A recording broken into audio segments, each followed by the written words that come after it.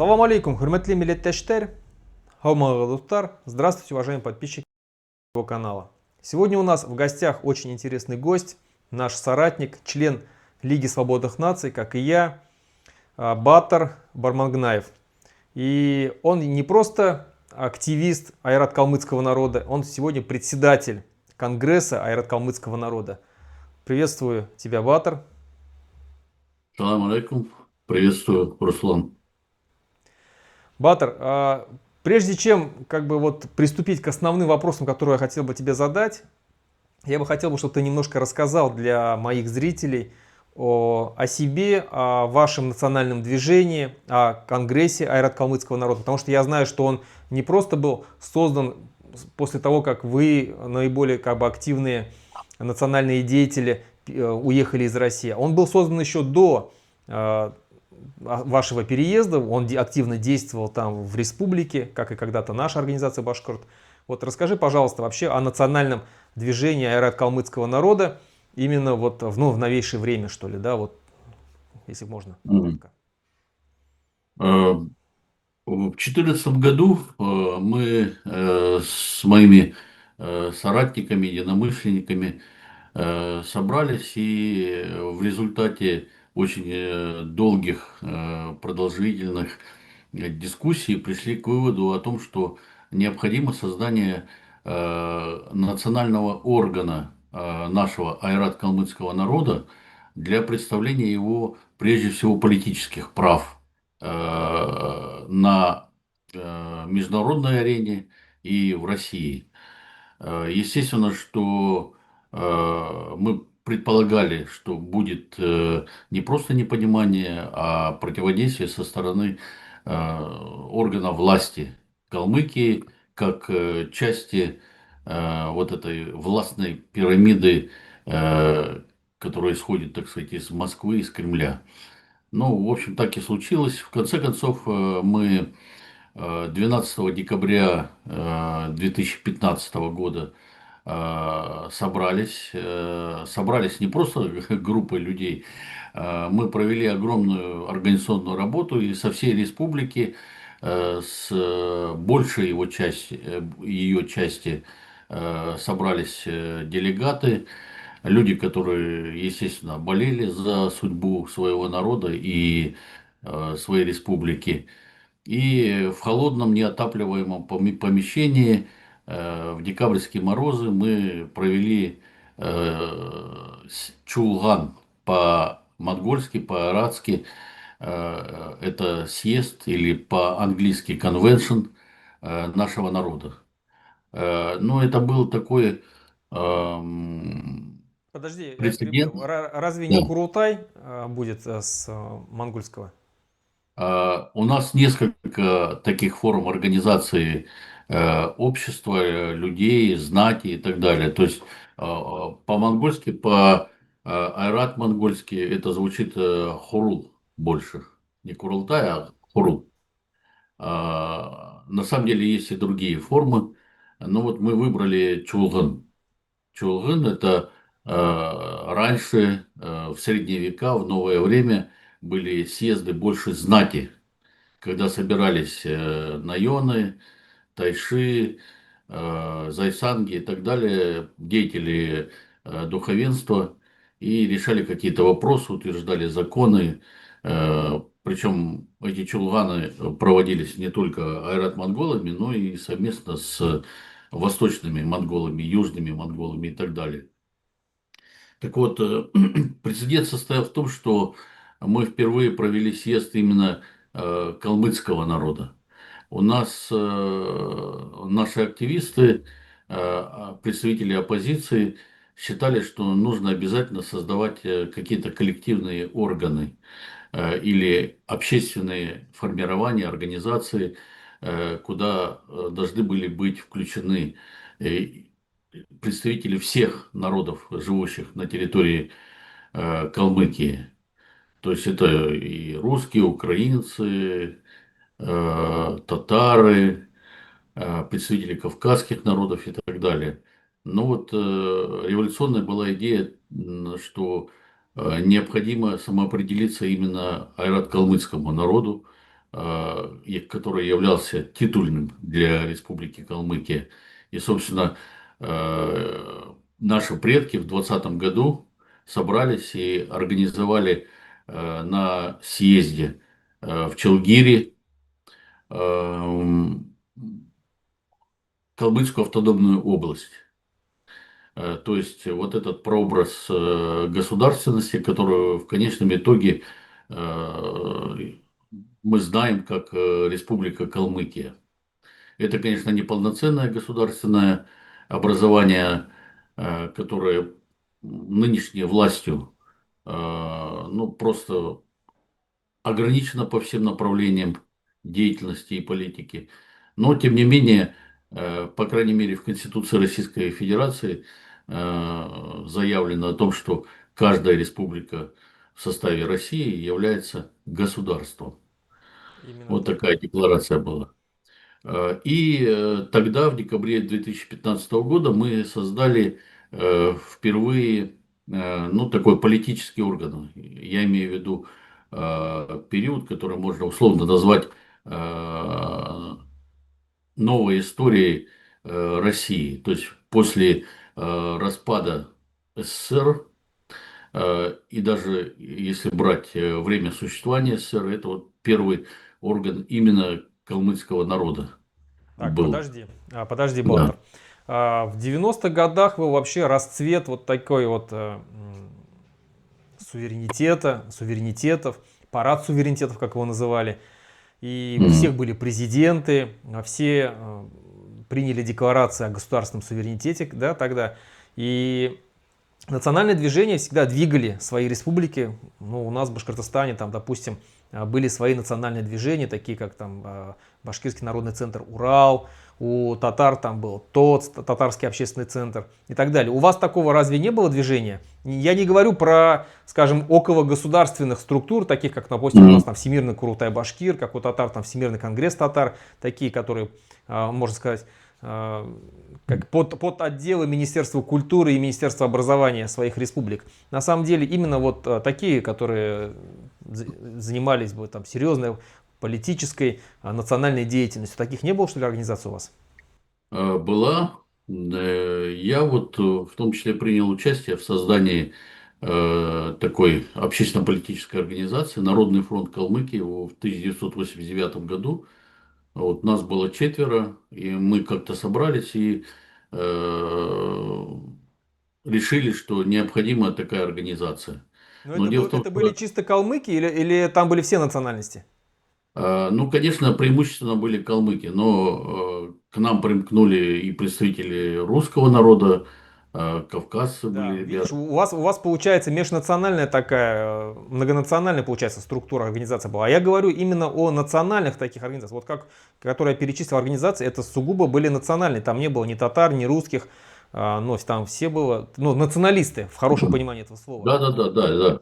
Но дело в том, что тогда сознание людей работало немножко по-другому, и мне кажется, э, подавляющее большинство тех, кто участвовал в политических процессах, все-таки опасались вот этой национальной, что ли, чисто национальной идеи и подхода к этому. То есть не хватало идеологов, которые могли бы объяснить. Дело в том, что все люди с соответствующим образованием и профессиональным статусом все-таки были заражены и советским идейным прошлым, и, ну, может быть, хорошо знали историю нашего народа, но все-таки не доросли до нормального политического национализма в те годы, то есть конец 80-х, начало 90-х. Конечно, были декларативные документы, в том числе Декларация о независимости, некоторые законодательные акты, которые принимались официальные органы, но это все оставалось на бумаге. Фактически никакой реализации всех этих полномочий, стремлений к независимости не было. Ну и потом уже пришел Ельцин, и я считаю, что тогдашняя элита Это руководители республики, председатели советов, министров, Верховного Совета и так далее. Я их всех лично знал, несмотря на большую разницу в возрасте. Э, Они были не готовы к тому, чтобы, как вот, скажем, Башкортостан и Татарстан взять на себя огромную долю самостоятельности. Не готовы были э, полемизировать или Отстаивать, требовать да? от, да, да, да, федерального центра. Я помню, допустим, в 92 году, когда Ельцин приезжал, как перед ним не то чтобы присмыкались, но прям признавали его верховную власть и, по сути дела, выпрашивали какие-то э, подачки, что ли, Преференции, да? привилегии, да, преференции. А вот реального такого равноправного общения, разговора никогда не было. И вот, к сожалению, это, наверное, отражение уровня, условно говоря, политической элиты Калмыкии, которая не дозрела, так сказать, в то время. И получается, Да, ты хочешь сказать, продолжу, то есть, да, да, да, твою да. мысль, что именно к 2014 году пришло осознание, что уже пора создавать именно национальное какое-то движение, организацию, которая бы отстаивала интересы именно калмыцкого, айрат-калмыцкого народа и вообще Калмыкии как республики. Правильно? Да, к этому логично привела оппозиционная деятельность, которая была направлена против бывшего президента, потом главы республики Кирсана Любжинова. Но вот, к сожалению, протест был только против него, не против политики федерального центра. И после того, как произошел насильственный разгон мирного митинга протеста, по сути дела, это был первый разгон массового митинга в России в сентябре 2004 года, многим, наконец, но не всем и не большинству, стало понятно, что во всем, ну, не, может быть, не во всем, но значительная доля вины того, что происходит в Калмыкии, лежит на федеральном центре. И решение, кстати, о этом насильственном разгоне, в котором принимали участие отряды СОБРа, ОМОНа, тогда еще внутренние войска были из разных регионов, вот инициатива, так сказать, решение, санкция происходила из Москвы, видимо, непосредственно от Путина.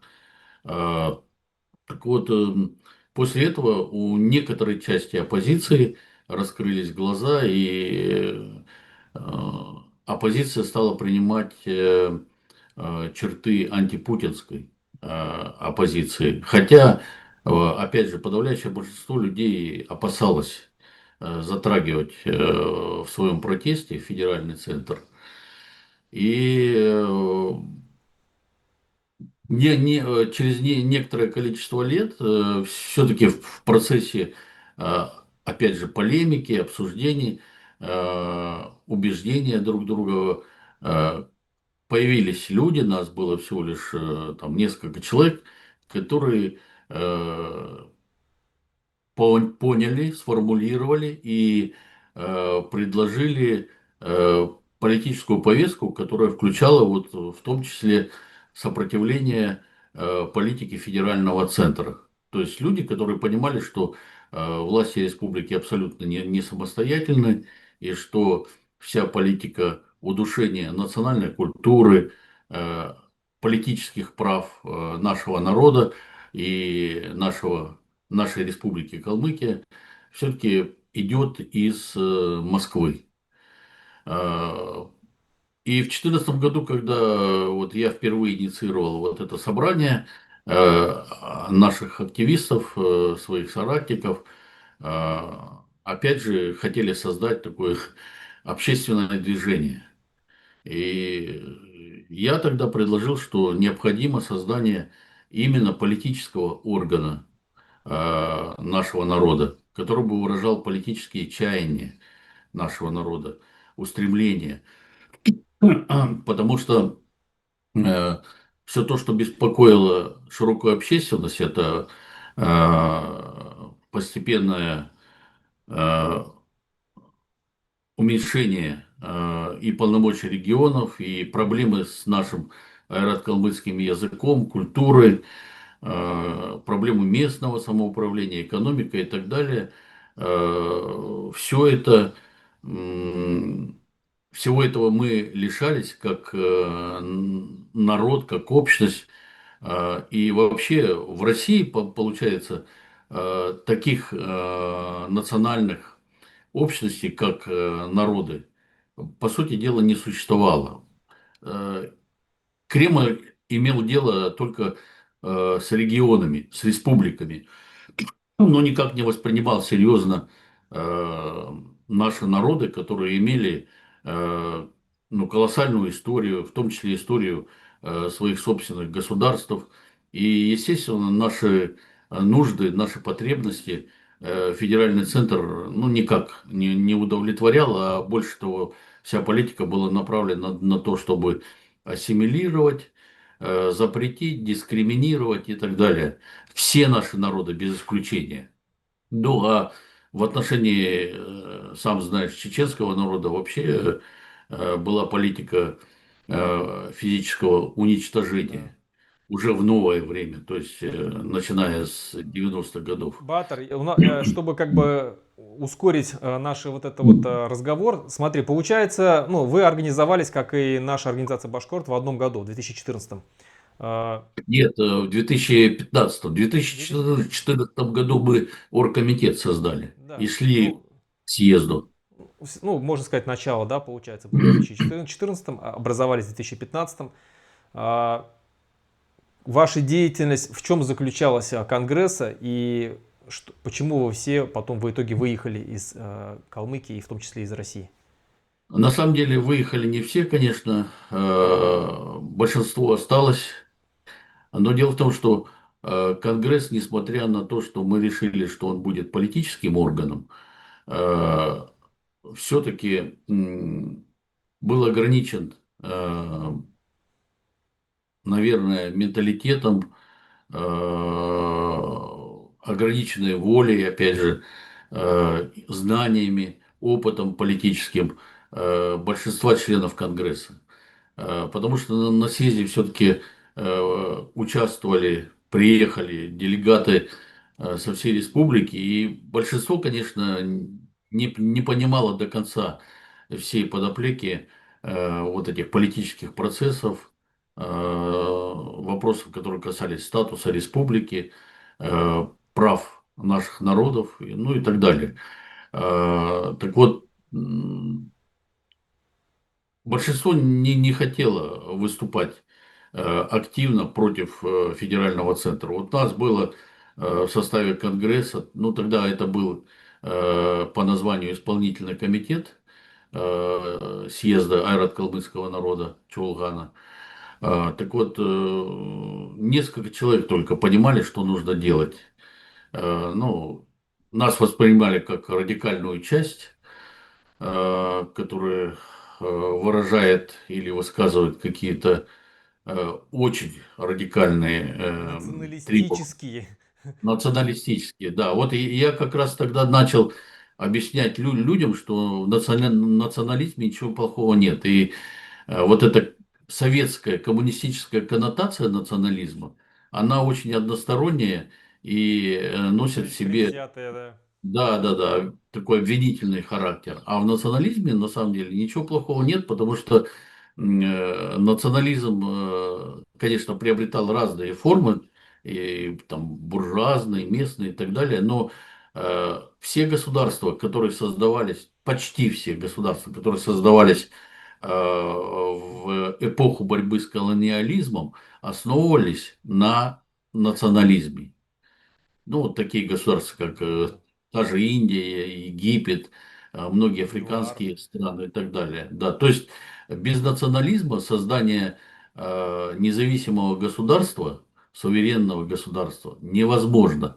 Без национализма невозможна борьба за элементарные, даже человеческие права. Я уже не говорю за права национальных общин, сообществ, в том числе за собственный язык, традиции, культуру и так далее.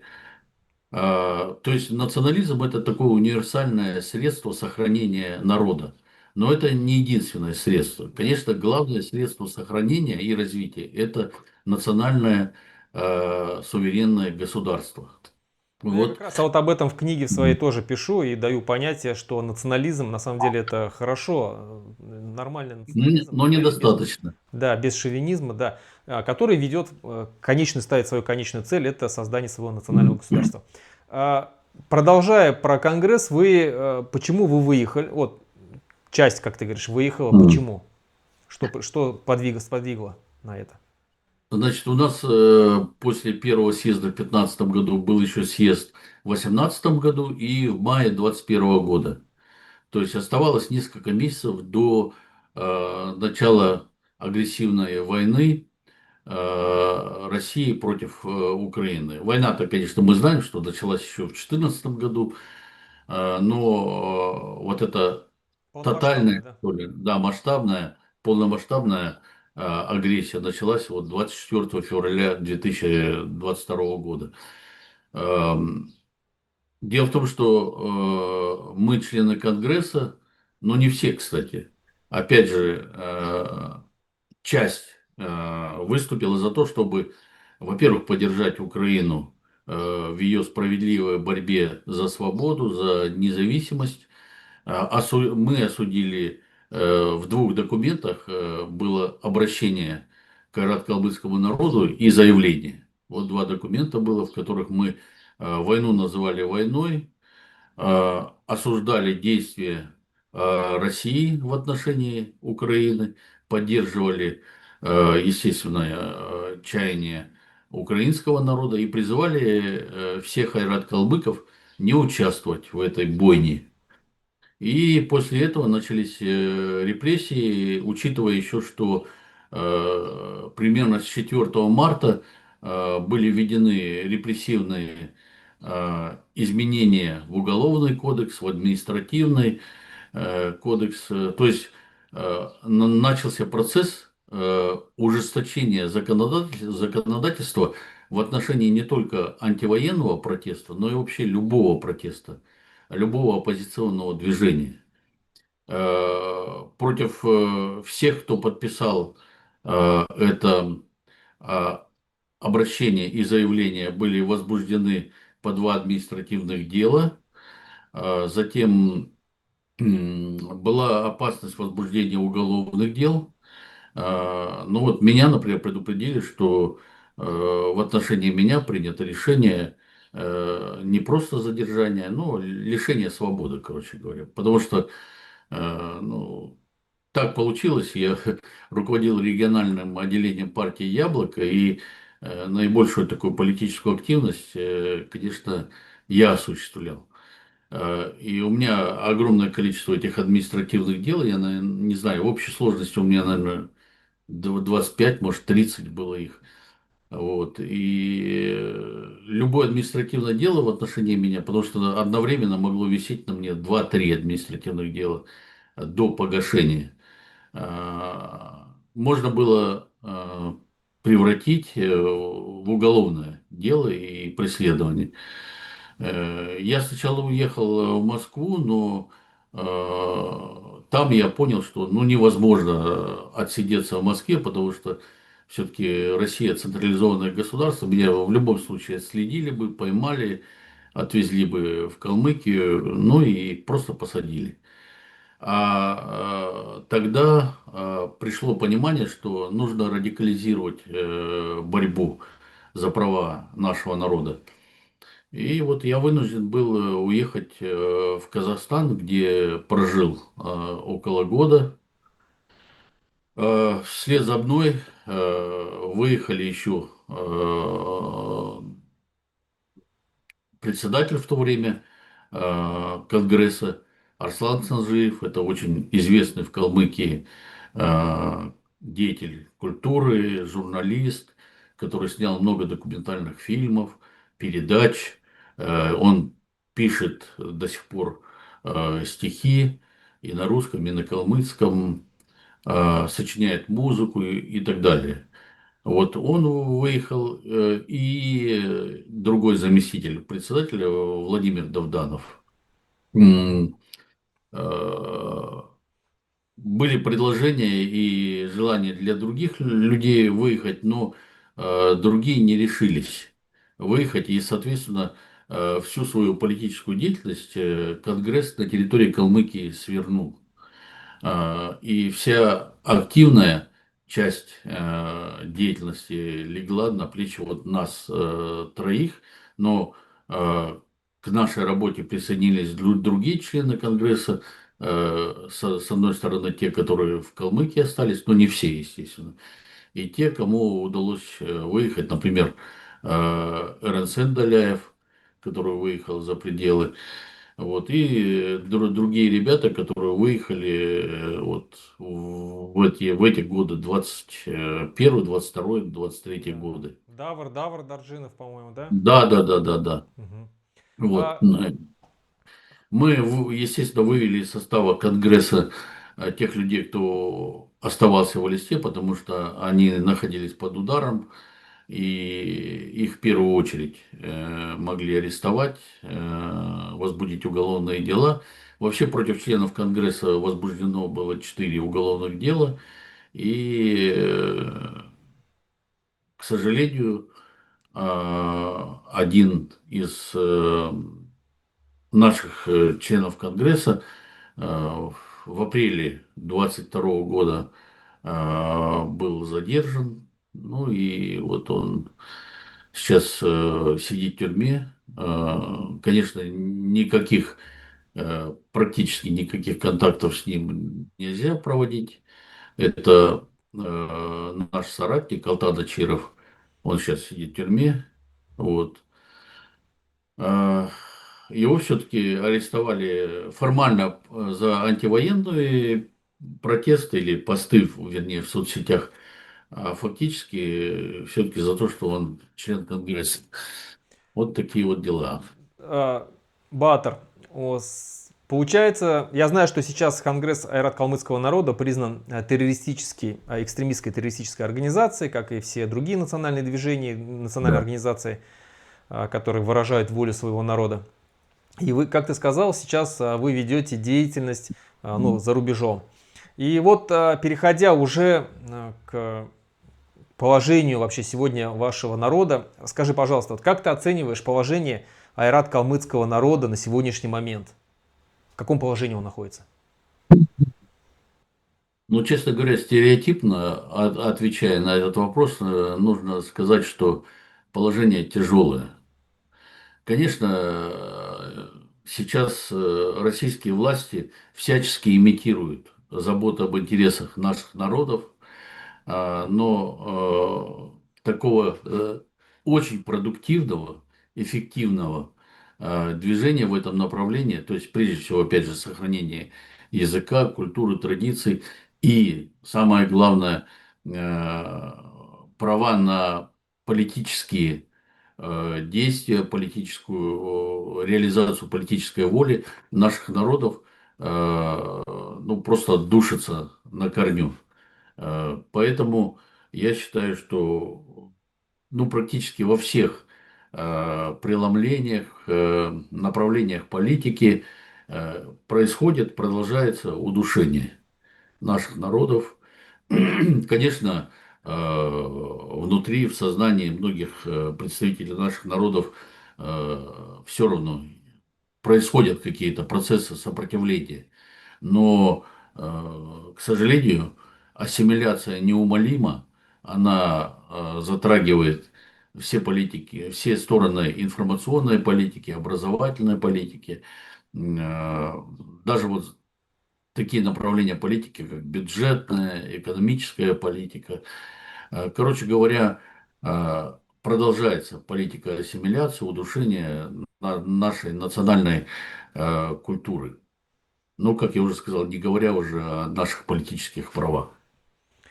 И если переходя, ну, поговорить о тяжелом положении народа, один из основных таких основополагающих, наверное, да, свойств народа — это язык, который делает его народом, уникальным народом, отдельным народом.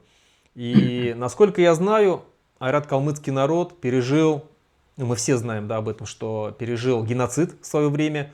И в 1944 году он был депортирован полностью со своей В сорок земли. третьем. В В сорок сорок третьем, третьем. да, извиняюсь. Мгм. В 1943 году был депортирован полностью со своей земли. Ликвидирована была республика. И вас всех переселили в Сибирь. То есть вы там прожили, ну вот буквально 10 лет прожили. 13. 13. 13, да, 13 лет. И за 13 лет вы были лишены возможности вообще как-либо вести образование на своем родном языке и так далее. То есть выросло целое поколение детей, молодежи, которая не знала своего языка более, ну так, на достаточно сносном уровне. И вот потом произошел такой разрыв между поколениями. Это потом впоследствии сказалось. Ну и плюс сама политика потом Советского Союза привела все к тому, что как бы ликвидировались национальные школы, убирался язык и так далее. Язык, я знаю, что у вас одно из самых больных таких мест вашего народа — это язык. Как ты считаешь, Батыр, что нужно сделать для того, чтобы как-то восстановить язык, не сохранить, а именно развивать, чтобы он развивался язык? Мгм. Начну с геноцида. На самом деле, геноцид, депортация 43-57 годов, это только часть геноцида, который был развернут и проводился в отношении нашего народа. Практически с первых месяцев вот этого переворота большевиков, советской власти, то есть с 18 примерно года развернулся этот геноцид, уничтожение всех слоев нашего народа, то есть начиная от простых крестьян и заканчивая дореволюционной знатью. Управленческий класс, интеллигенция, все духовенство. Вот наш народ отличается тем, что у нас буддизм искоренили полностью. Монахов часть расстреляли, часть отправили в сибирские концлагеря. Все хурулы были разрушены. То есть у нас тотально религию выжгли буквально. И вот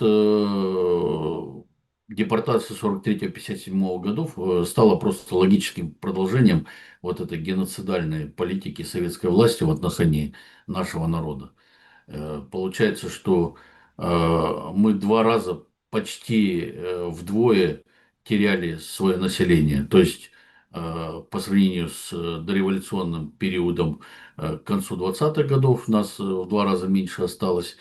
И после Второй мировой войны и депортации опять нас почти в два раза уменьшилось количество по сравнению вот с тем количеством небольшим, которое было в 20-е годы. Так вот, на самом деле в депортации большинство людей, это те, кто родились до депортации в 30-е годы, я имею в виду детей, не тех взрослых, которые родились до этого Октябрьского переворота, в 20-е годы, они все, естественно, владели языком. Для них это был единственный родной язык. И до Сибири подавляющее большинство народа, если и говорило на русском, то с акцентом. Многие даже, будучи в Сибири, не знали русского языка, это создавало огромные проблемы. Так что те, кто рос в Сибири, калмыцкий язык знали. А вот после возвращения, да, за исключением, может быть, тех нескольких тысяч детей, которые воспитывались в детских домах, которые потеряли своих родителей, которые выжили, но они полностью стали, конечно, русскими людьми, ну, потому что воспитывались в детдомовской русской среде, они язык не знали действительно. И таких до сих пор стариков, которые родились в том числе до войны, Второй мировой войны, которым сейчас уже значительно больше 80 лет, вот они до сих пор не знают нормально нашего языка родного. А самое главное, что с начала 60-х годов развернулась политика по ограничению национальных языков, когда закрывались национальные классы, национальные школы, уменьшалось количество преподавания родного языка в пользу русского языка. Вот тогда язык, по сути дела, сломали. И выросли целые поколения, которые язык либо плохо знали, либо не знали совсем. Получается так, что в той очень русифицированной среде советского общества и государства люди, которые плохо знали свой родной язык, естественно, переходили полностью на русский язык. И вот так мы в значительной степени потеряли свой язык. И носителей языка, аутентичных носителей языка у нас очень мало. Да, их можно количество исчислять тысячами, десятками тысяч, но даже их язык постепенно деградирует. То есть я могу сравнить с языком стариков, потому что все-таки я жил уже в сознательном возрасте 80-е, 90-е годы, и могу сказать, что язык очень сильно обеднен по сравнению с теми, для кого наш родной язык был действительно родным. И вот старики уходят, а теперь уже старшее поколение, 60-70-летние, они язык разговорный очень хорошо знают. А литературный язык в значительной степени утерян.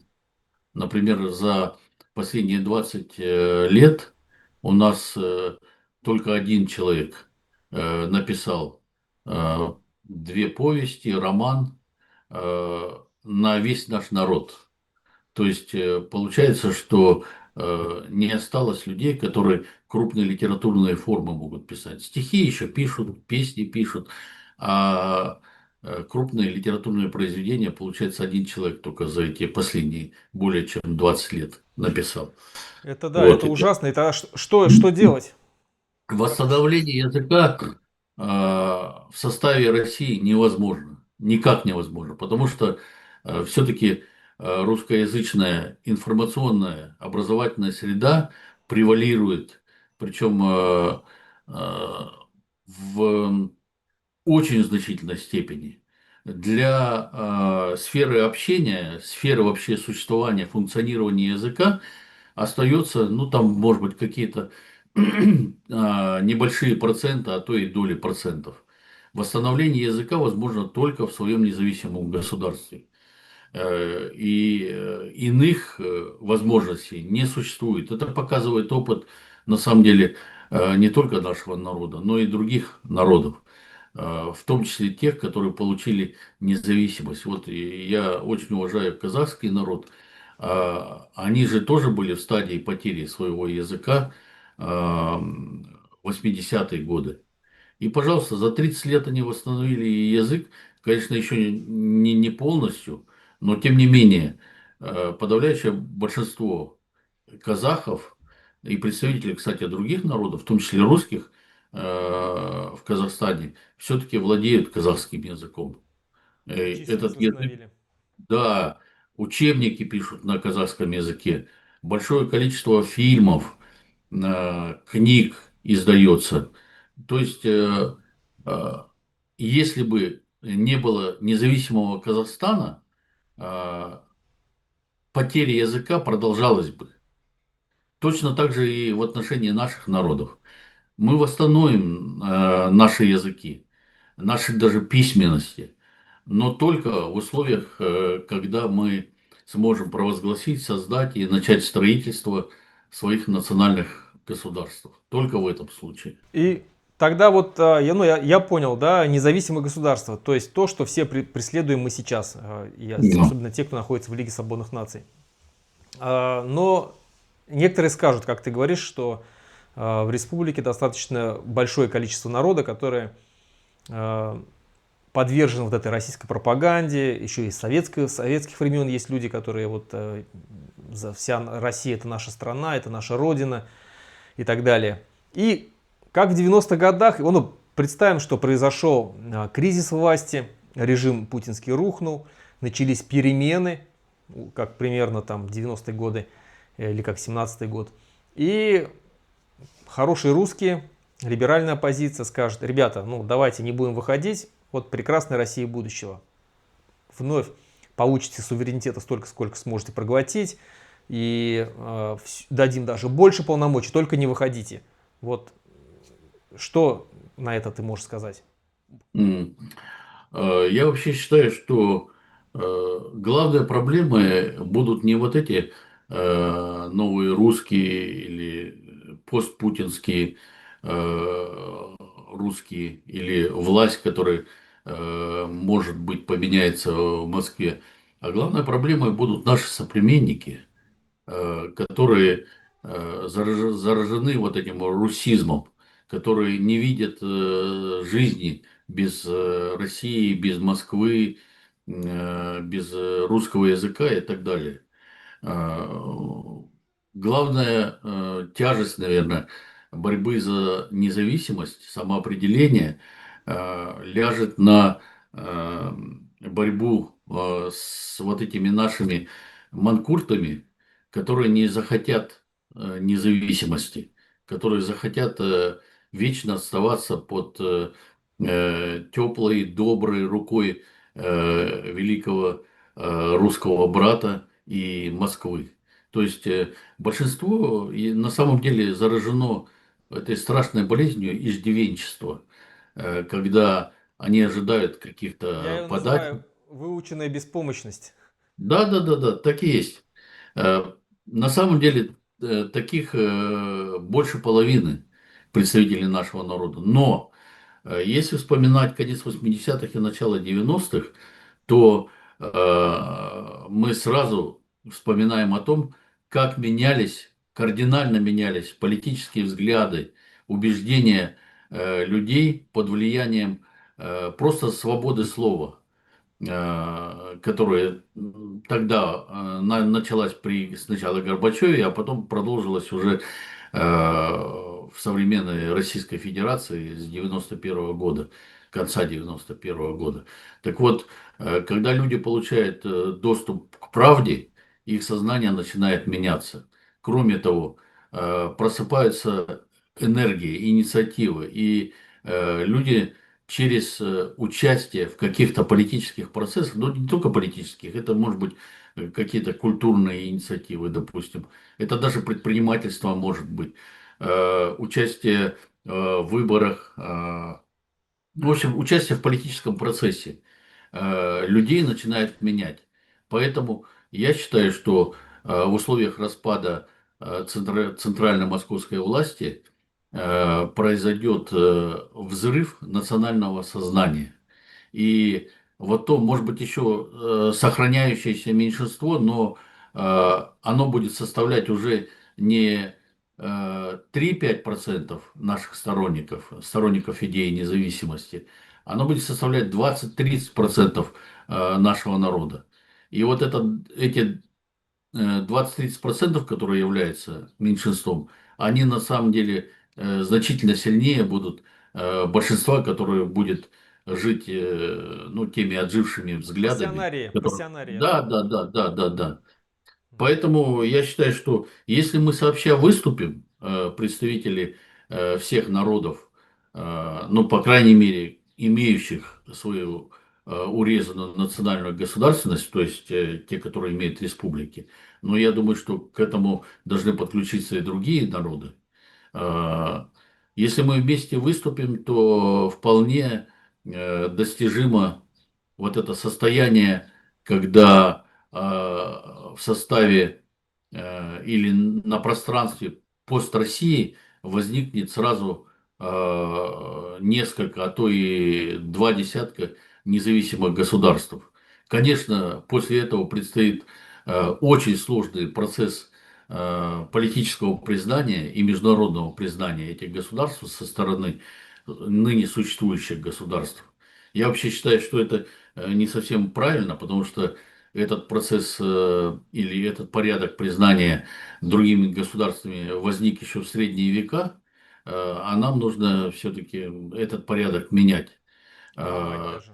Да, ну вот, допустим, то же самое, это признание прав наших народов на существование, на проявление политической воли в рамках таких международных организаций, как ООН, Европейский Союз и так далее.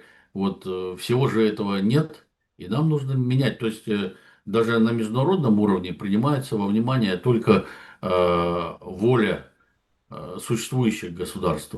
А воля народов, чья численность может достигать даже нескольких десятков миллионов людей, такие как, допустим, вот уйгуры, ну, опять же, монголы в Китае, это Южная Монголия, внутренняя Монголия называется, это курды и многие другие народы, опять же, лишены возможности реализации своей политической воли, и международные институции никак не поддерживают эти права.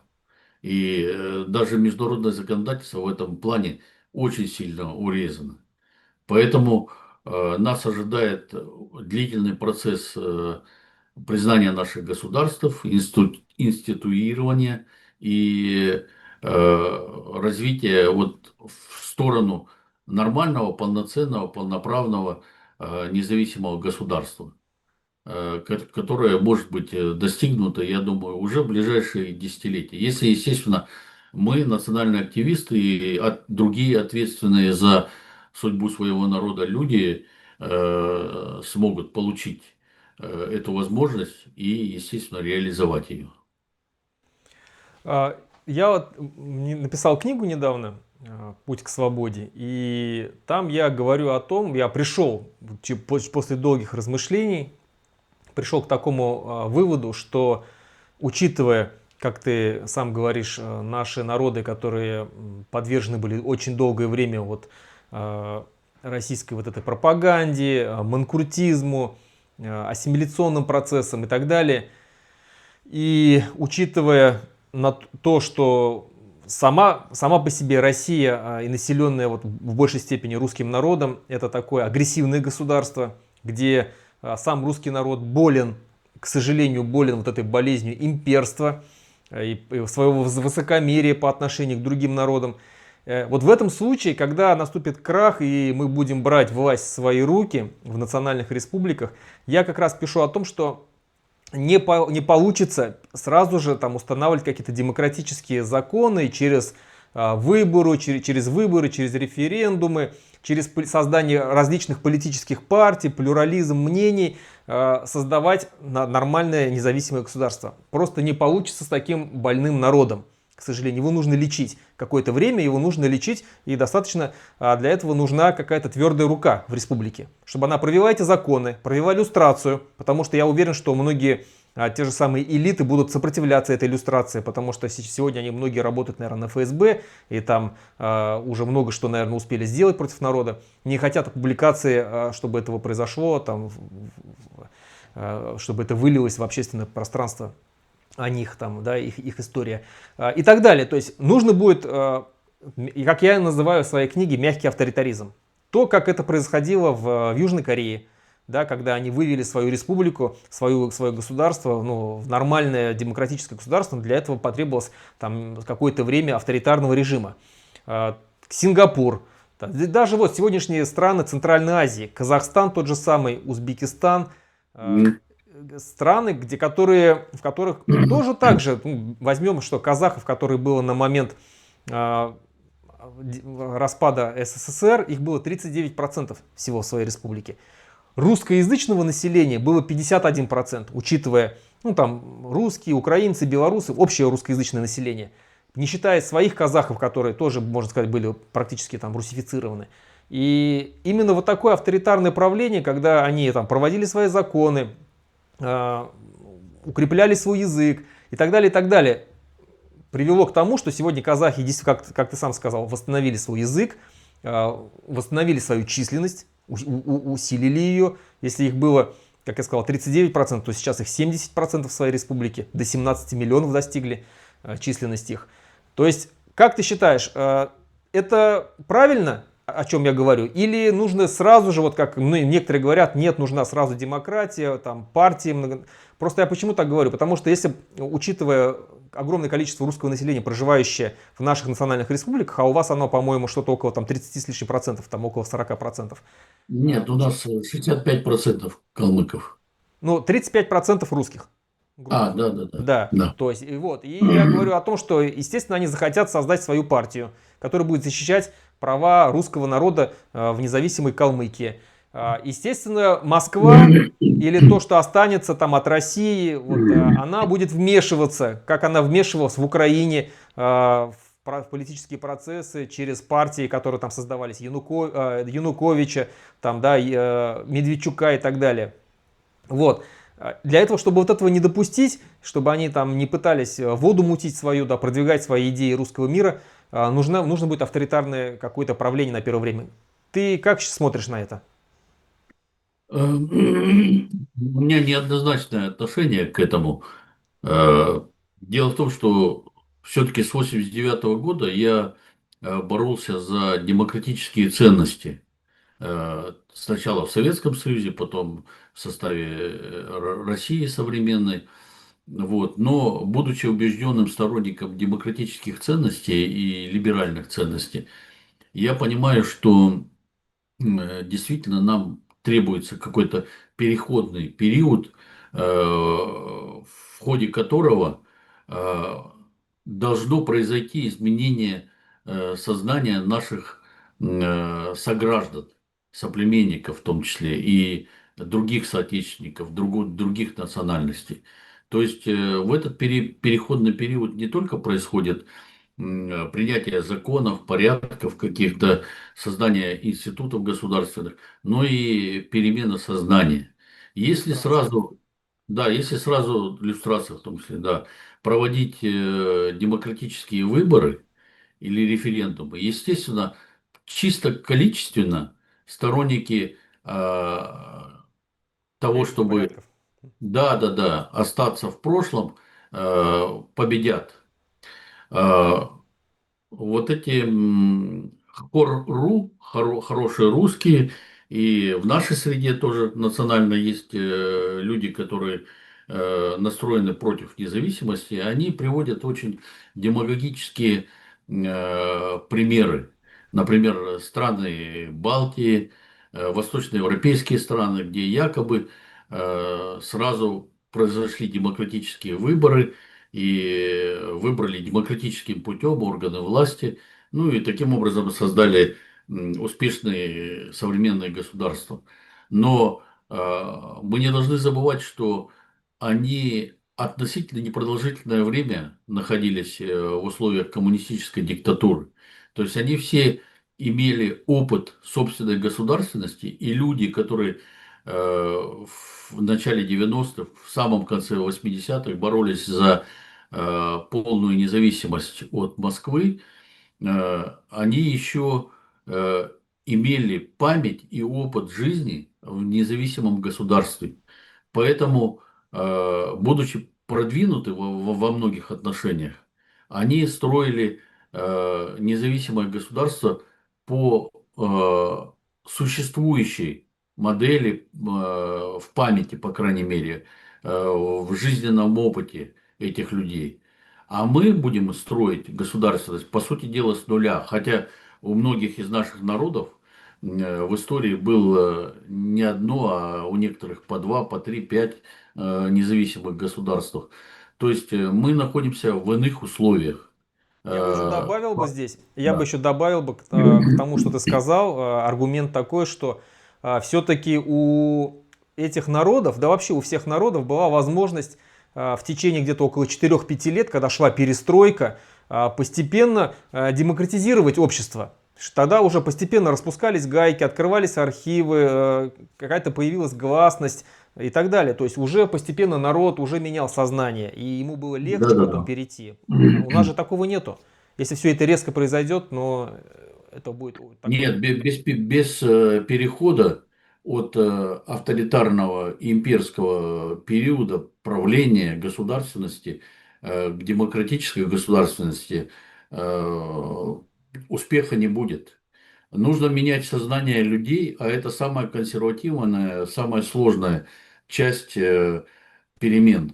То есть можно принять самые лучшие законы, можно будет даже зарабатывать на собственных недрах или промышленных предприятиях, но без изменения сознания наших сограждан невозможно прийти к тому успеху, ну вот к тому образу, что ли, будущего независимого национального государства, который у нас у всех созрел, э, контуры которого мы создаем в нашем сознании, в наших статьях и так далее. То есть на самом деле главное же это не создание промышленного потенциала, не как создание какой-то налоговой системы, принятие законов. Главное это э, сохранение нашего народа, но сохранение в его интересах, естественно, в лучших смыслах, в лучших традициях. То есть изменение народа, воспитание наших народов для того, чтобы обеспечить долговременное, успешное существование наших народов, которые должны в конечном итоге превратиться в полноценные нации. То есть нация – это народ государства. Вот цель создать, по сути дела, новый народ. Потому что тот народ, который воспитан коммунистическим прошлым и российским настоящим, он недееспособен. Он не может поддерживать успешное существование независимого государства. Поэтому над всей этой экономикой, над всей политикой стоит задача воспитания нашего народа, наших народов, создания, по сути дела, новых национальных общностей, новых людей. Вот мне кажется, как раз переходный период мы смогли бы, ну, по крайней мере, заложить фундамент в создание новой нации. Ну Вот и поэтому переходный период просто необходим, жизненно необходим. я с тобой полностью согласен в этом вопросе, и именно поэтому я так и написал. Со мной некоторые спорят, конечно, но я просто вижу, что это по-другому никак, действительно, иначе мы потеряем свою Мгм. государственность.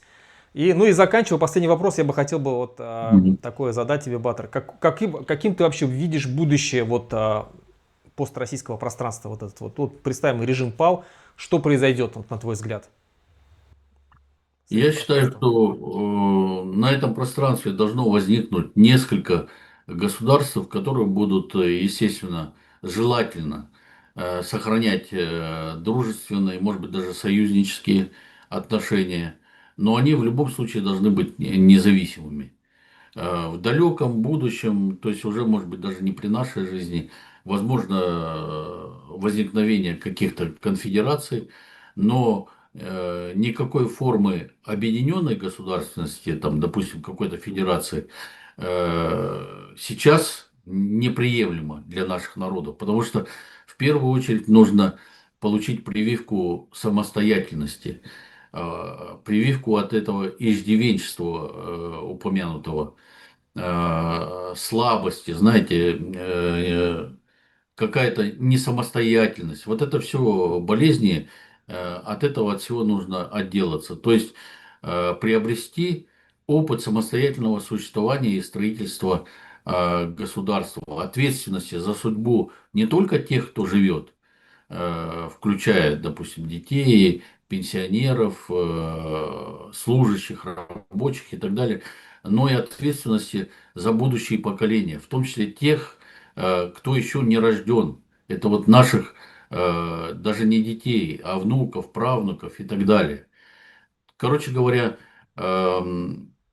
нам нужно стремиться к тому, чтобы это пространство было все-таки пространством, на котором сосуществуют мирно, сотрудничают, вместе идут к светлому будущему наше государство. Я считаю, что наши народы не просто достойны, они способны создать свои государства и, естественно, поддерживать их существование, развиваться. Я думаю, что мировой опыт в этом отношении наработан очень богатый. И нам нужно просто воспользоваться и своим собственным опытом, и опытом других наций и государств. Короче говоря, построссийское пространство и географическое, и политическое будет состоять из многих государств, которые будут развиваться самостоятельно, станут членами международного сообщества, а, будут развивать союзнические отношения, в том числе с такими объединениями, как Евросоюз, может быть, какой-то Североамериканский союз когда-нибудь возникнет, союзом тюркских народов и государств. А, Короче говоря, это будет пространство новых независимых государств. Хорошо, на этой тогда ноте позитивной закончим. Спасибо большое, Батер. Мгм. Я надеюсь, что не последний раз ты в гостях на нашем канале. Спасибо, что принял участие. Благодарю тебя. Мгм. Рахмет, Рахмат, Руслан. Я думаю, мы продолжим наши разговоры на эту тему. Обязательно. Да. До свидания.